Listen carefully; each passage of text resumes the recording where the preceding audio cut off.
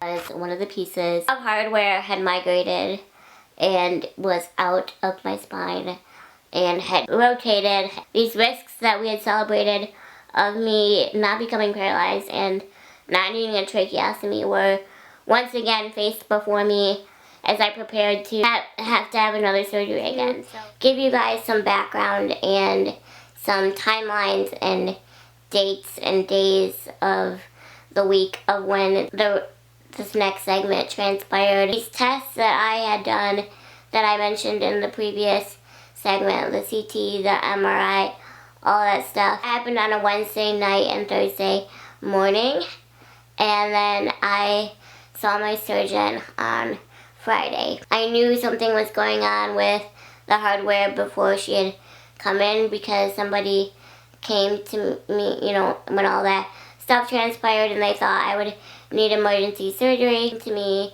and told me that something was going on with my hardware and that my surgeon would be in on Friday to explain what they found. They did tell me that I would need surgery. I didn't go into this blind, like they were keeping me up to date until I could see my surgeon. Obviously, my surgeon has many other patients. She's also the Department of Orthopedic Surgery, and so she has a lot of responsibilities, and I'm obviously not her only one. And so those tests again happened on a Wednesday night and Thursday morning, and I saw my surgeon on Friday. On that Wednesday, I also had some shortness of breath. Nothing crazy, just something definitely a little bit noticeable. So I told my team about it, and I sounded fine, and they took a chest x-ray, and they couldn't find anything. I just stayed on my BiPAP a little bit more than normal, and I think they started me on just a little bit of oxygen, which we weren't too concerned about because, like I said, you guys know one of the biggest risks of the surgery for me, given my unique circumstances, was my respiratory system and the complications that could come with. By the time the shortness of breath had come on, it was like a week and a half, 2 weeks later, which was a little bit odd, but again, I sounded good, and they also did like blood work and stuff like the week prior, and like would check things with my blood a lot because I, again, just had major surgery, and I was extremely high risk. So the shortness of breath continued on Wednesday, Thursday, Friday, but it never got worse. Again, they weren't too concerned about it. Had it kept going, obviously they were going to be, and they were, and you'll hear about that in this segment as well. But I just wanted to give you guys that context to keep the shortness of breath in mind. That started on Wednesday, the day that I had these tests and that I called my neurosurgeon. This had no correlation as to what was going on with my hardware. The also feeling in my extremities, these were two very different things going on at the same time. So I definitely had my hands full. I wanted you to keep that in the back of your mind for when I go into what happens on Saturday. At this point, it is now Friday, and my surgeon comes in. The first thing she did when she came in was she was like, "Oh, Michaela." Like, I think we were both, I mean, I don't know what her mindset was. She's a surgeon, so nothing really surprises surgeons, but we were just both, I'm only 2 weeks out of the woods, and we're already having to go back. This is no fault to my surgeon. The surgery and the hardware placement went absolutely perfect. This is just reality with osteogenesis imperfecta. My bone quality is not good, therefore making the hardware stay in place is a very delicate process and extremely challenging process. Part of the reason that it took me so long, so many years and honestly waiting until I had nothing to make this decision, because I knew that reality going into this, that the hardware may not stay. She went over what they found on my scan and what would need to be done during the surgery. And so my understanding before nobody told me this, so I just made this up in my mind. My understanding was that, okay, if one of the screws are loose and it's not the issue with the rods, they can probably unscrew the screw and just put a new one in. That's not what was going to happen. She had a pretty open lot in her schedule this day, and we just were able to have a really good conversation just about everything and how we were going to proceed, and that she felt horrible that those residents had failed us and failed her and did not address the seriousness of this. And we just had a really nice discussion, and I'm just so grateful that she is there for me and was there for me during the most difficult times of my life, especially going through this without friends and family.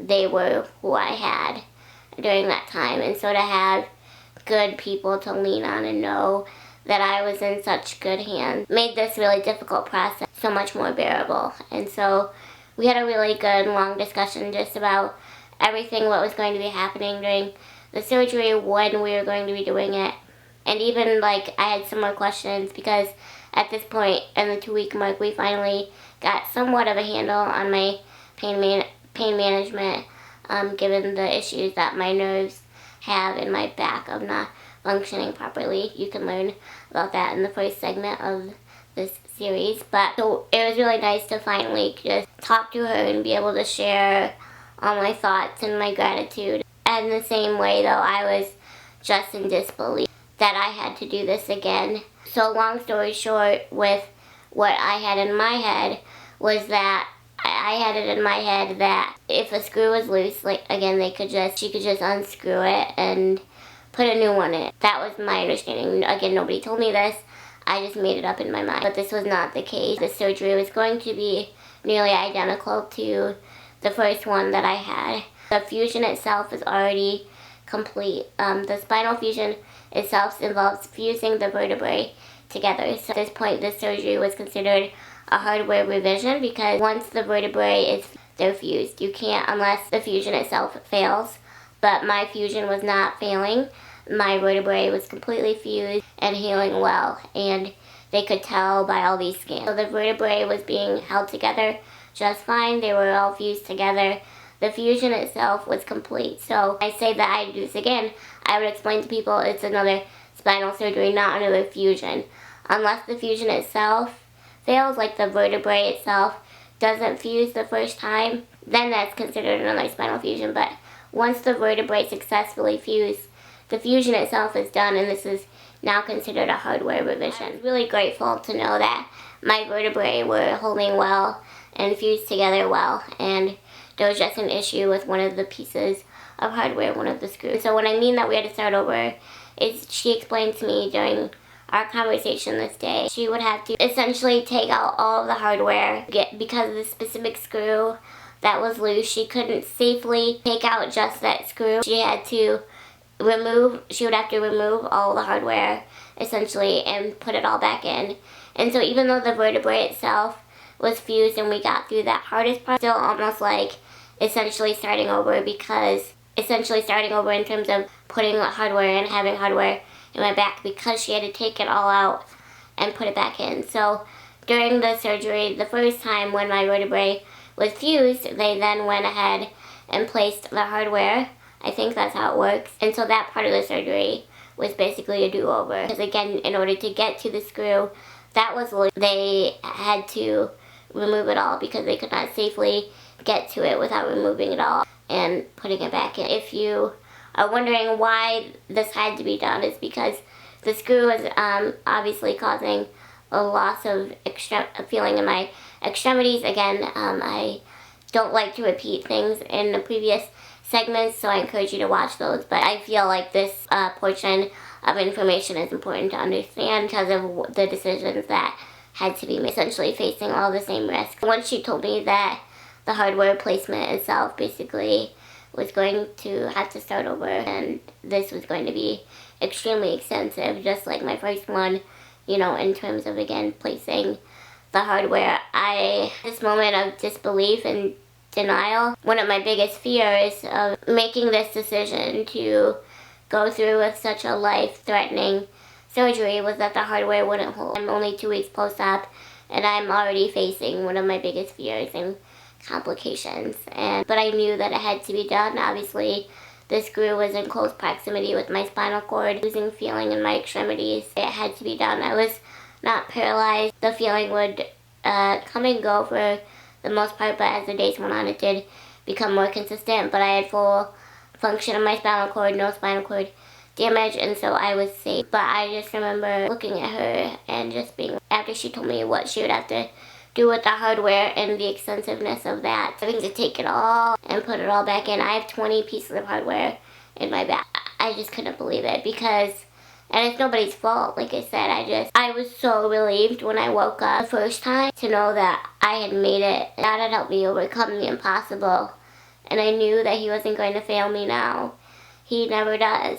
But I just couldn't believe I had to face all these risks that we celebrated that I didn't experience, such as becoming paralyzed, needing a tracheostomy. All of these worst case scenarios that we celebrated that I didn't have, once again faced before me 2 weeks later. And I always knew going through with the surgery meant that the possibility for a hardware revision again, given my poor bone quality. 2 weeks later just sounded so soon, and it was so soon. It just didn't seem. But she was confident that they would be able to repair it, and I was confident in her confidence. All the other hardware was holding well. This was the only piece of hardware that was giving me trouble and appearing to have it. And so once I kind of got over that shock period, we talked about when this would go on.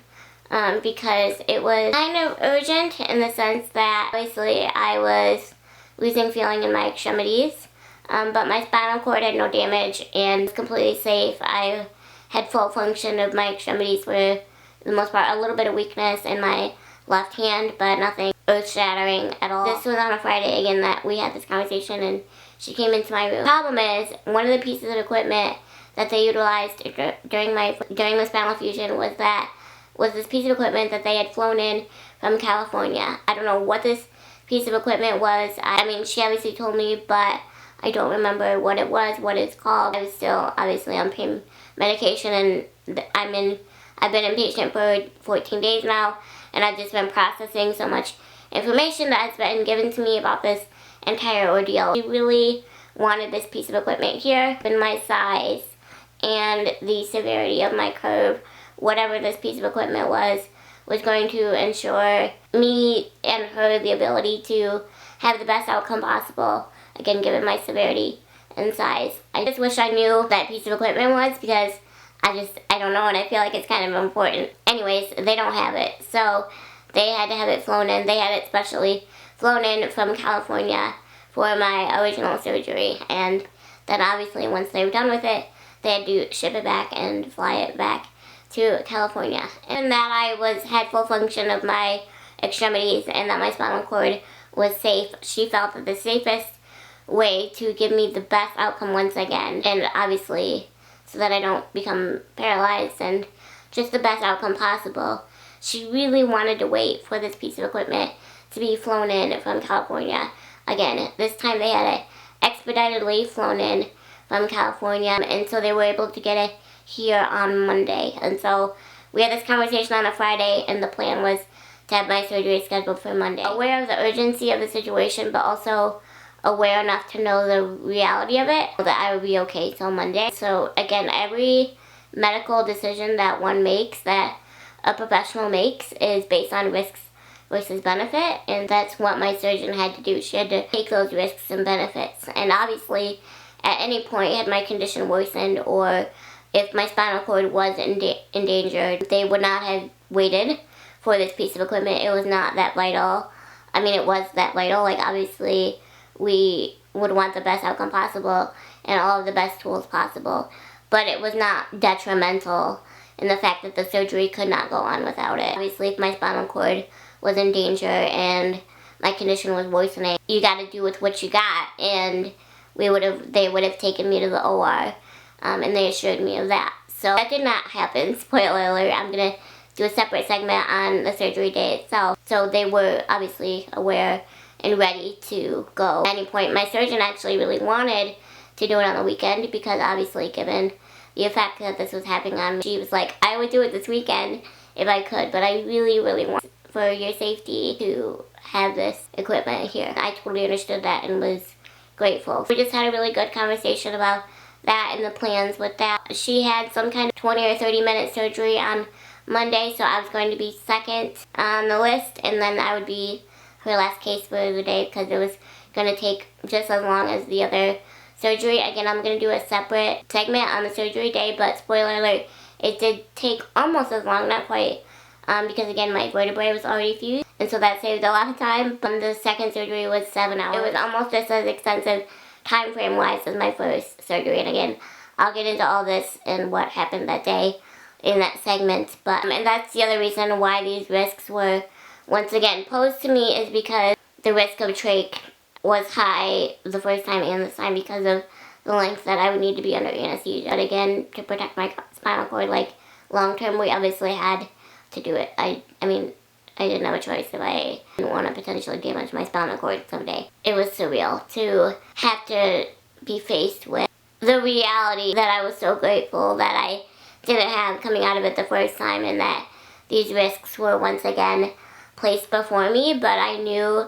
that I had to do it, and I was just, because of everything that happened and how hard I had to advocate to get to my surgeon and get these residents to listen, I was just relieved that I wasn't crazy and that there was something wrong, because the unknown can be the scariest part, at least for me. And so I was confident about our plan, you know, just have the weekend to rest and mentally prepare for Monday, going through this again. And so obviously I kept in contact with my parents this whole time and kept them updated. Another thing that we talked about, which I'm also going to do a separate segment on because this portion of it could just in itself be a 20-minute video, but one of the things that I talked to her about that on that Friday was the first time she had come to visit me after my fusion, like it was like the day after, I think. So yes, Christmas Eve. So she had told me that she needed to do a bone graft, and this bone graft is considered a tissue transplant, and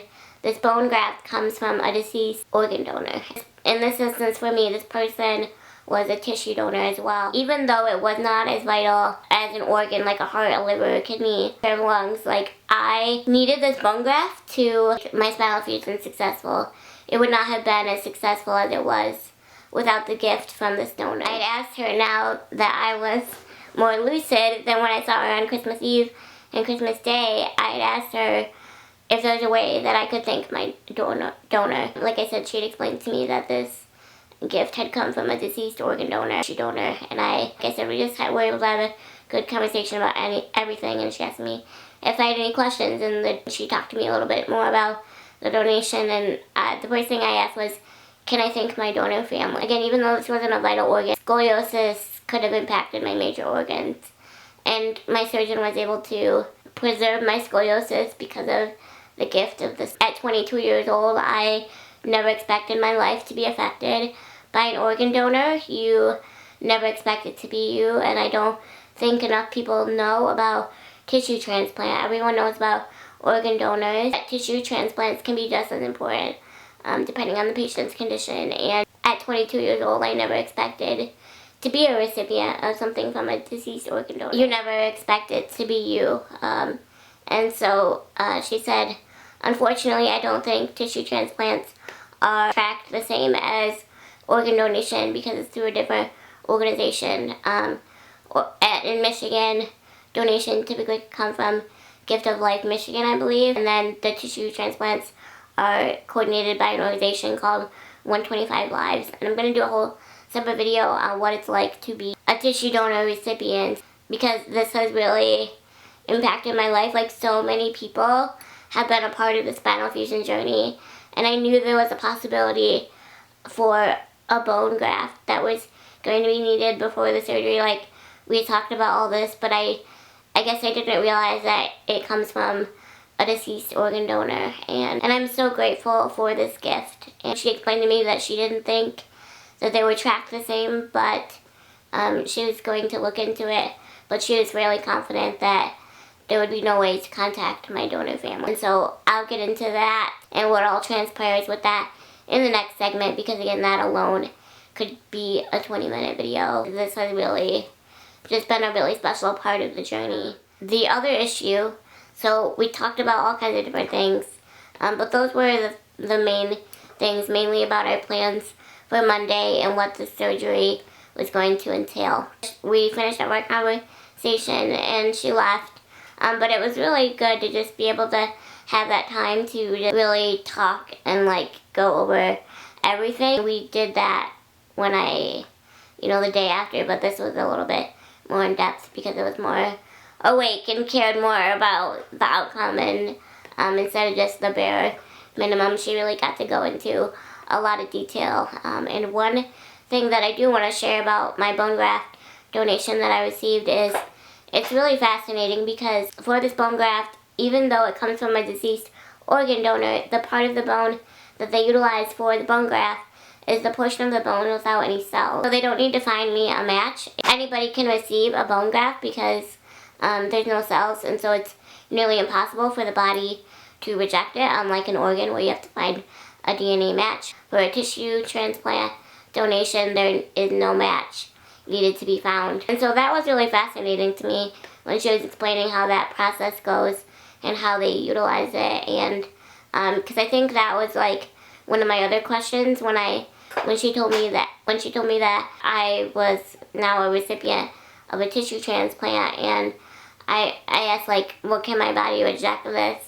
And she said no, and then she explained why, and that the bone that they use, the part of the bone that they use to fuse the vertebrae together, does not have any cells. And so that was really fascinating. Ever since I turned 18, I registered to become an organ donor. I don't know if I can become an organ donor once I am no longer outside because of my OI.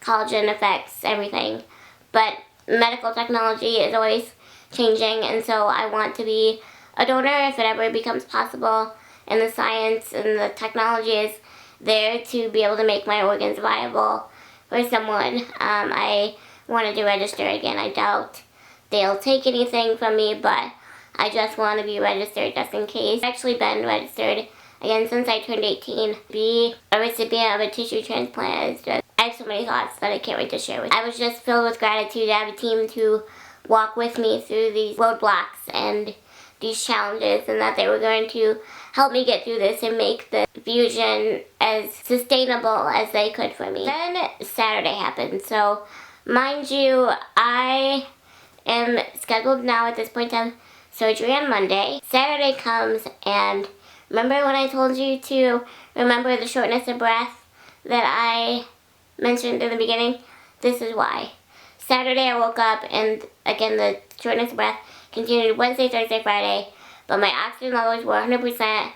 I was not sick. I felt fine otherwise. I just was like out of breath. And so Saturday along, and I wake up and I am like so out of breath. Like I could only say 1 to 3 words, and I had to take a breath. Like I felt like I was running a marathon, and I was just laying in bed, and even like with my BiPAP on, I was like, I don't know. And so, mind you, I don't have my regular pediatric pulmonology team because it's Saturday, and so I get the weekend team. And all the times that I've ever been admitted at this hospital, I've actually never been there on the weekend. So, I don't think. So this was my first time ever having the weekend pulmonary team, and they were actually just as excellent. They were incredible. I'm super picky, but I was like so grateful for them. Like they were just as thorough as like my team. They were just as thorough, just as awesome, nice, and kind, and they were just incredible. And remember when I told you guys too in the previous parts of these segments is how God kept bringing me people to help me walk through this, and just all these little miracles that I encountered, and knowing that God was working and that He was with me. And it was really interesting because on that Saturday, she was like there was like a fill-in for the nurse practitioner and like the pulmonologist itself. And the pulmonologist that was on the weekend team was my pulmonologist that I used to have when I was like 7. I had her until I got H1N1 and I started, well, no, I left her before that because she was moving or something. And anyways, we had to leave her practice. And I had this pulmonologist for several years, and again, she was moving or something, and we had to change practices when we started going to Michigan medicine, and that was before I had H1N1 and all of that. And she was the pulmonologist on the weekend team. She works for Michigan medicine now. I have not seen her since I was like 7 or 8 years old, and I just, when she told me her name, when someone told me her name of who was coming in, I was like, no way. And they were like, yeah, why? And I was like, she used to be my pulmonologist, and when she was in Flint, and I have not seen her since I was 7 or 8 years old. And what are the odds out of all the pulmonologists in the state that she would be the one that's already familiar with my complex history? Obviously, a lot of things changed. I saw, well, not a lot of things, but obviously some things did change since I've seen her since I was 7 or 8 years old. But she was familiar with my history. She knows about OI and all the respiratory conditions that I was just crazy. Like, out of all the pulmonologists, like, what are the odds that she would be the one on the weekend team? And so it was just comforting that even though I didn't have my home-based pulmonology team on the weekend, I had someone that already knew me and familiar with me. So they knew about my shortness of breath, but I was like, it's really bad today. It's increased a lot, and I just felt kind of weak and just run down. Again, I still didn't feel sick. I didn't feel like, you know, that feeling you get when you get a cold, and I didn't feel any of that. I just felt like I was running a marathon and that I just wasn't breathing easily, and I was working really hard. It felt like I had run up a flight of stairs, even though I don't know what that's like. I can only imagine. I told them that it had worsened a lot, and my oxygen saturations were still normal, but they took a listen to me, and you know, they had masks on. I could read their eyes, and they're like, you don't sound so good. And I was like, oh no, because I'm scheduled to have surgery on Monday, and you have to be in pristine health. Immediately became overwhelmed with panic, and they're like, no, like, it's okay. We're gonna figure out what's going on, and we're not canceling your surgery yet. They were just like, you don't sound so good. And it was interesting how fast it had worsened, because, like I said, they listened to me every day since that Wednesday when I first started, and I sounded perfect, and I felt fine. This Saturday is when I actually started feeling worse. I just wanted to sleep and all this. Like, yeah, you don't sound so good. So they did a chest x-ray right away, and they found that I had something called atelectasis, and I was like, what on earth is that? I've never even heard of atelectasis. I have no idea what that is. But it explained my symptoms. So luckily, I had the most mild form of it possible. I'm going to read you the exact definition. Also, keep in mind that one of the biggest risks me going through the surgery was respiratory issues, and it was really odd that I was going through 2 weeks later, but it can happen, I guess, a very common thing. Atelectasis is the complete or partial collapse of a lung or section lobe of a lung. So in my case, my lung did not collapse. A portion of my lung did not collapse. It was just the lobe of my lung. Extremely mild. It was one of the most mild form. It's like the most mild form of atelectasis that you could get. It was just the lobe of my lung, not the lung itself. Like, my lung itself was good and healthy, no pneumonia in that area. Like, just the lobe of my lung had collapsed. Again, it was only one lung, not both lungs, and it was just the lobe, not the lung itself. I don't know how to explain this, but I'm not a doctor. But I had atelectasis. My biggest risks of going through this, again, was respiratory complications, and atelectasis is very common after going under anesthesia, I guess, general anesthesia, and it can appear 2 weeks later, which I did not know. Out of 26 surgeries, well, the one on Monday was going to be my 27th. I'd never had atelectasis before, so I was like, I was freaking out, because I was like, there's no way, like, my surgery's going to be canceled on Monday. If you have any type of respiratory, any type of illness going on, you cannot have surgery typically unless your life is in danger. And so I was like certain that the surgery was going to be canceled. Crying when they told me I had atelectasis. I was obviously extremely grateful that I had like the most mild case of atelectasis that you can get, but it explained the drastic increase in my shortness of breath overnight. Like I said, they had been listening to my lungs and everything for 3 days straight, monitoring me, and I was okay. Everything sounded perfect. I couldn't believe how quick it changed. Like I said, for those 3 days, I was fine, and then the next I feel even more out of breath, and then I find out I have atelectasis. So I was like, what do we do? Like, they knew why I had to have the surgery was because I was obviously losing feeling in my extremities, and so they knew the urgency of the situation, and so they were trying to put their heads together on how to best get me ready for surgery. We had 48 hours to get me ready for surgery. It was Monday morning, and this was a Saturday, and so I was like, there's no way, like, there's no, like, no, we are not giving up, we are going to figure this out. And so I knew the urgency of this, and again, I was so grateful that the pulmonologist that knew me and knew my situation and knew my OI. Given that my atelectasis is the most mild form that you can get, like just a tiny little lobe was struggling and not the lung. They started me on aggressive antibiotics right away just so that we could kick it, and they said, honestly, if you weren't going into surgery on Monday, we would probably just monitor you because you're satting at 100%, but given you're going into surgery on Monday, we really want to be aggressive and do everything that we can to get them to agree to surgery. I said, yes, like, do anything you have to do. I started on aggressive antibiotics, and then I had to rest. I didn't get up in my chair. I don't think, like, other than, like, a couple of times before my surgery again on Monday, I remember that Saturday I took, like, a real good nap. The pulmonary team came back in, the nurse practitioner, and she was like, you were taking a really good nap when I checked in on you. That's good. And so I was just really tired from being so out. I put up my oxygen, and because I had already been on just a little bit of oxygen before Saturday because of the shortness of breath, and then they turned it up. I don't know how much, not like a crazy amount.